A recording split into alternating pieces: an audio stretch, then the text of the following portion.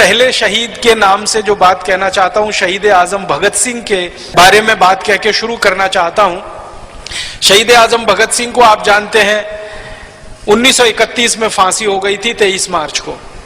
फांसी से 2 दिन पहले उन्होंने जो कहा, फांसी से पहले उन्होंने कहा कि मैं कह रहा हूं, आप इसको दर्ज कर लीजिए। उनके पास मिलने के लिए कुछ लोग गए हैं, तो उनसे बात करते हुए कह रहे हैं कि मैं कह रहा हूं और आप ये दर्ज कर लीजिए कि अंग्रेज अब हिंदुस्तान में 15 साल से ज्यादा नहीं रह पाएंगे और ये 15 साल के बाद भारत से अपने आप छोड़कर चले जाएंगे। अब आप इसमें महत्व की बात को जरा देखिए। 1931 में शहीद आजम भगत सिंह कह रहे हैं कि अंग्रेज 15 साल में भारत से चले जाएंगे, इससे ज्यादा भारत में नहीं रह पाएंगे।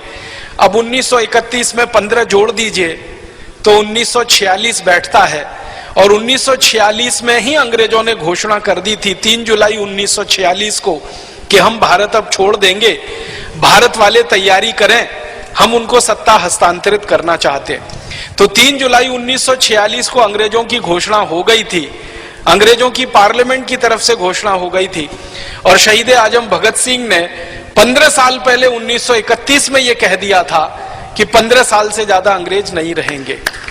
तो आप देखिए, जो रेखांकित मैं करना चाहता हूं, आपके ध्यान में बात लाना चाहता हूं कि 23 साल का नौजवान युवक, हमारे हिसाब से तो हम ऐसा मानेंगे कि उसमें परिपक्वता बहुत कम है, क्योंकि आज के समय में 23 साल की उम्र के जो नौजवान होते हैं उनकी दिशा और दशा का अंदाजा आपको है।